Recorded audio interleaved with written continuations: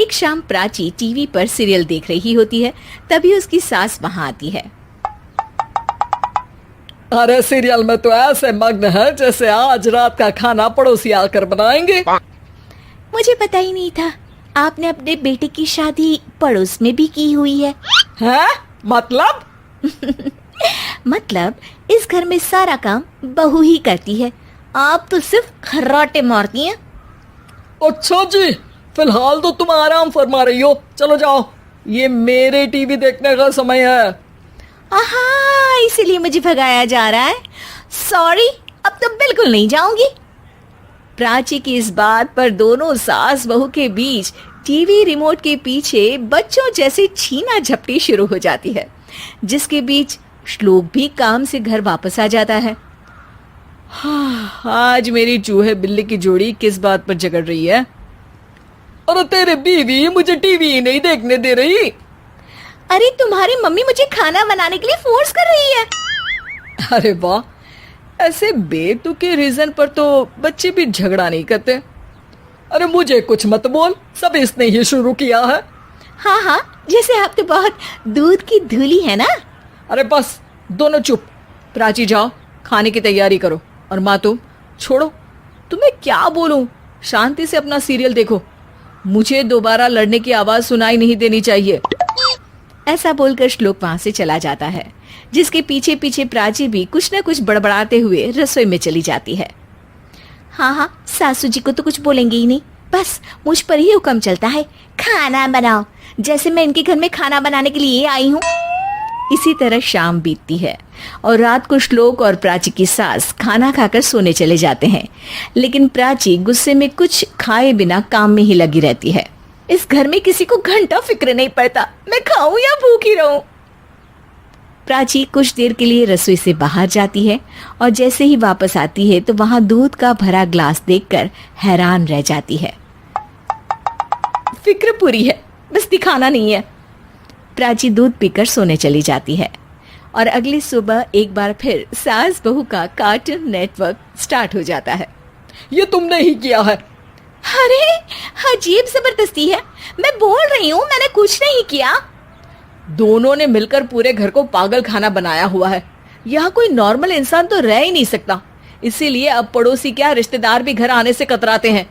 और सुन बेटे, तू भी चंगा, तेरी माँ भी चंगी, तेरी बीवी भी चंगी, रिश्तेदार।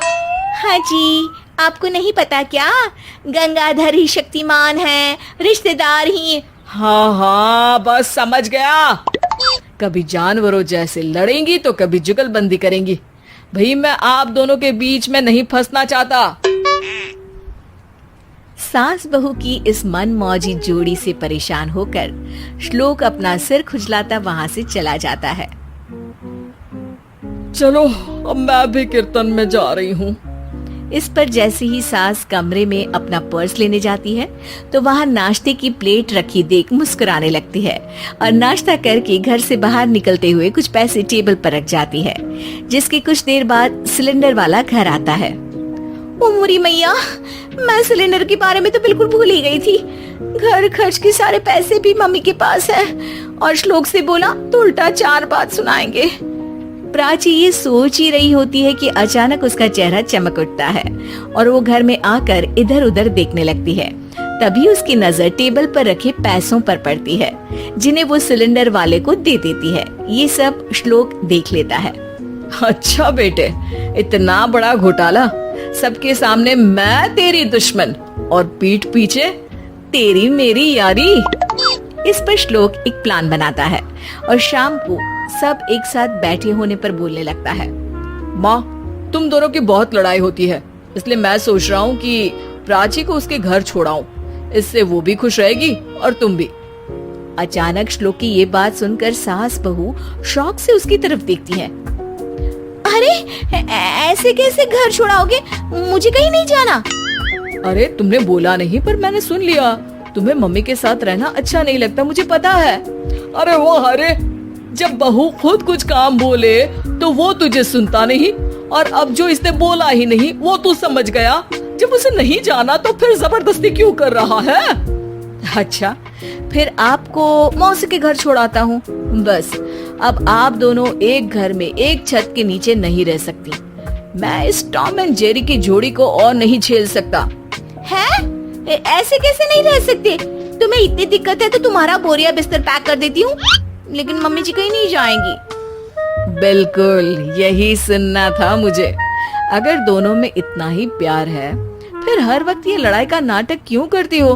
देखा मैंने कैसे माँ किचन में दूध रखती है और तुम उनके लिए कमरे में नाश्ता रखती हो, और कैसे वो पहले ही तुम्हारी दिक्कत समझकर घर में पैसे रखकर बाहर जाती है। अरे भाई, इतना ड्रामा तो डेली सोप में भी नहीं होता जितना तुम दोनों ने इस घर में फैलाया हुआ है। तू हमें टॉम एंड जेरी बोलता है ना, तो याद कर वो दोनों भी एक दूसरे को बाहर वालों की बुरी नजर से बचाने के लिए हमेशा सबके सामने लड़ते थे, लेकिन अकेले में दिक्कत के समय मदद भी तो करते थे। बस हमारा रिश्ता भी कुछ ऐसा ही है। और वैसे भी अगर सास बहू में तू मैं नहीं होती तो दुनिया वालों को कहानियां कैसे मिलेंगी?